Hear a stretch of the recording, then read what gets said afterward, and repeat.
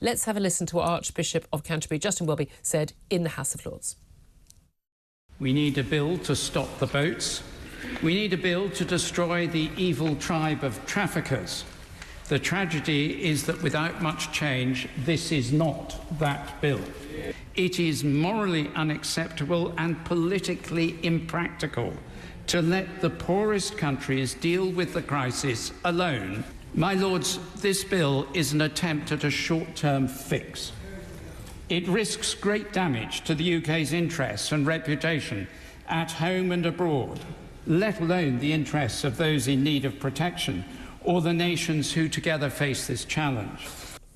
Well, that's the Archbishop of Canterbury. Alan Tollers, before we go to our first guest on this, what do you make of that criticism? Well, it's interesting because he's not suggesting that we allow everyone to come in. He's suggesting that we do need a bill to take on the people smugglers and to prevent people from being exploited and abused in the system that takes people across the country. He's just saying that this bill is not able to do that and is not able to, you know, I thought what was really interesting was that watching along there was Theresa May, was there in the House of Lords, the former Home Secretary, former Prime Minister, shaking her head at a lot of things that are being said, because there's a feeling that this also waters down the modern slavery bills that she brought through as well, because it takes away. Because everyone could just say, oh, I'm a victim of modern slavery, I've been trafficked. You know, exactly. And then I paid £4 to a people trafficker, but I've been trafficked.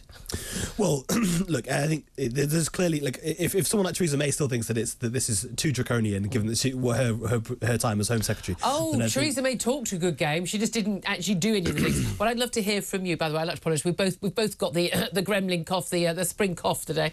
Apologies for that. But what's your reaction to what Justin Welby had to say? Do get in touch. Tweet me at talkTV. Text the word talk to 87222. We'll get some of those messages already, by the way, coming in thick and fast in the next half hour. Let's talk to Conservative MP Anna Firth about all this. So good morning to you.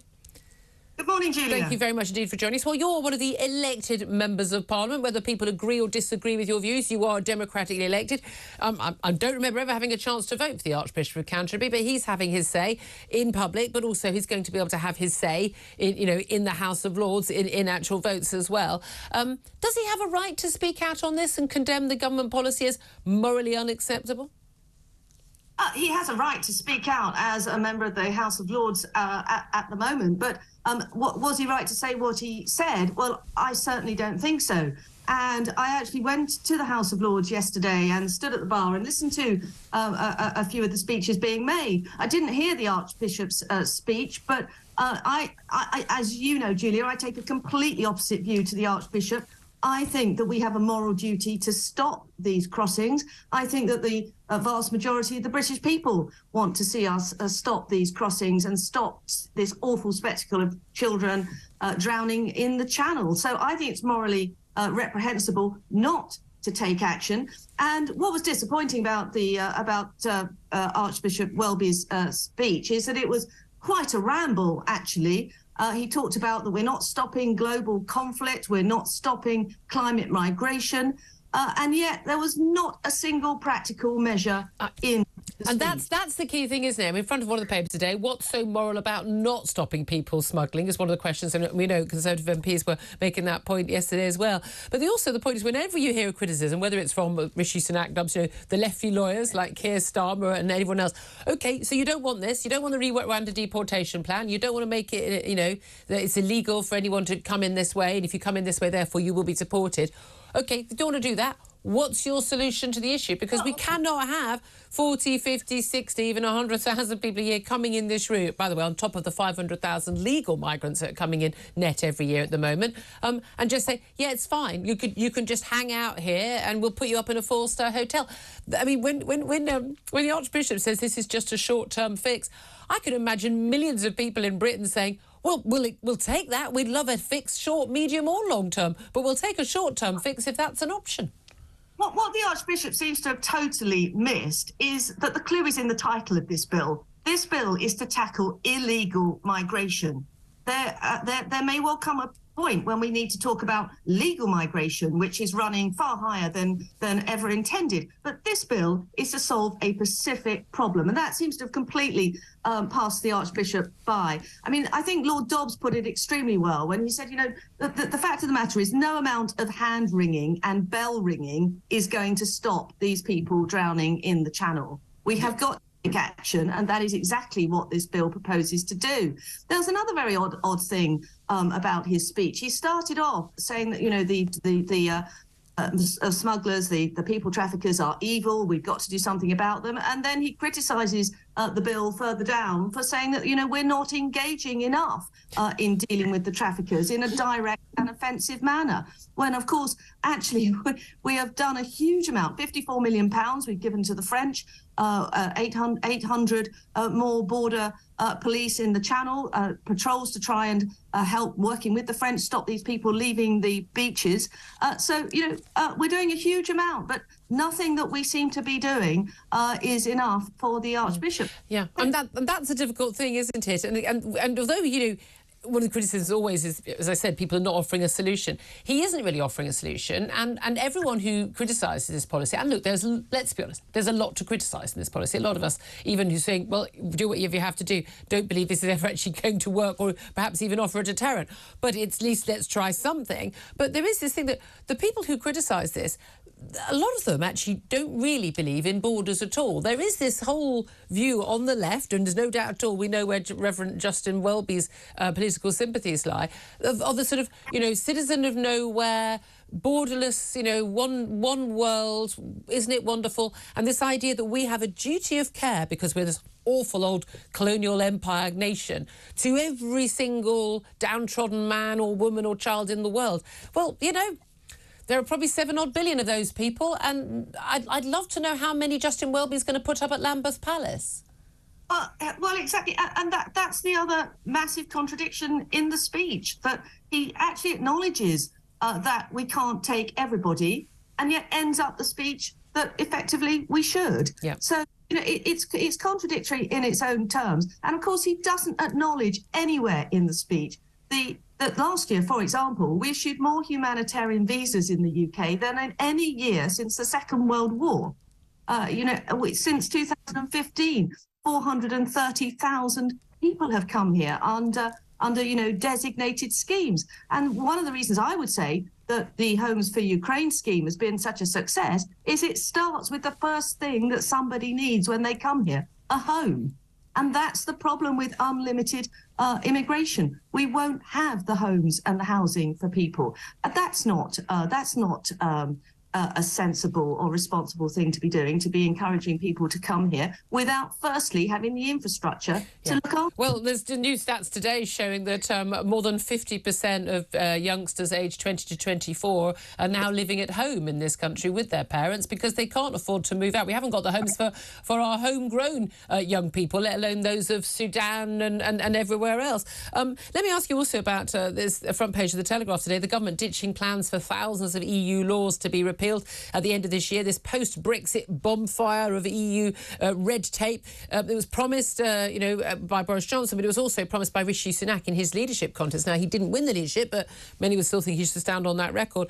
A lot of these laws are supposed to basically expire by the end of this year automatically, unless there was a conscious decision, a positive decision to say, these are good laws, we like these laws, we're going to keep them. EU laws out the door. And now we're told by Kemi Badenoch that we're looking at actually only 600 laws being expiring and 4,800 have been promised. Is this a campaign, you know, promise that has been broken? And if so, why? Who's to blame? Not really looking at it in that way, Julia. I remember very well during the Brexit campaign, which I supported, the concept that when we first left the EU, that we wouldn't be making any changes, that it would be a gradual process of realignment. That seemed to me to be an eminently sensible way of going about departing from an institution that you've been part of for 40 years. So I never anticipated that we would suddenly have a cliff edge. And I would imagine that you know, this is a hugely complex business going through each and every one of these laws and working out when they retire, when they roll off, are they needed? Are they not needed? I mean, this is something which I do not think should be hurried. Look, I agree with you. I don't think it should be hurried. I'd rather do it properly. We don't want suddenly a law that was actually useful to be lost because no one's bothered to read it. I am amazed, though, that there's so many people in Whitehall, I was going to say working in Whitehall, being paid in Whitehall, who haven't got the job done. I mean, you know, we don't seem to have the bandwidth. You think, well, they're busy doing other things. What other things? You know, COVID's over. You know, what are they doing now? Because they don't seem to have the bandwidth to, you know, run the country properly, deal with migration, deal with the NHS, schools, and what does the government, whether it's ministers, special advisors, senior civil servants, what do they have the bandwidth to do? What are they doing all day? I mean, of course, you know, as you mentioned, we have had COVID, which was an enormous thing to deal with. We've now got a war in Ukraine. I mean, these are two events that you wouldn't expect in a century, and yet we've had both of them within a few years. We've got the 45,000 people crossing the channel, which we've just been talking about, which is absolutely a priority for the British people to deal with. We've got the NHS that has had to coming through COVID. We've got to get that back on track.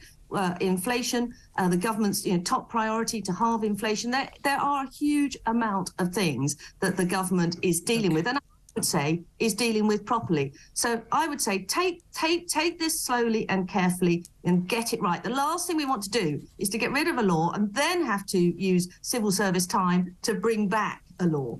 Probably be easier if everyone was actually in their offices working, wouldn't it? Just finally, I must ask you about this cost of living battle PMQs yesterday between Keir Starmer and Rishi Sunak. It's going to be another big issue today. According to a latest forecast, the poorest UK households are going to be £4,000 a year worse off. The very households that simply can't afford that after what we've seen with inflation. And we've got interest rates expected to rise at midday today by another 0.25% up to 4.5%, adding hundreds and hundreds to the average mortgage holders' bill if they're not on a fixed rate, and 100,000 people come off their fixed rate every month. People are really feeling the pinch. Are you convinced that your Prime Minister is going to, your leader of the party is going to actually hit those pledges about, halving inflation and dealing with the cost of living in time for the next election, given what happened in the local elections last week? Well, I mean, I'm a Southend MP, and we were pleased with what happened in the local elections. We actually ended up the night up on the number of seats. So it wasn't a picture across the whole country. I've been knocking on doors, obviously the last few weeks in Southend, and actually the message on the street is that this government is actually doing a lot about the cost of living. Everyone's had support with their energy bills.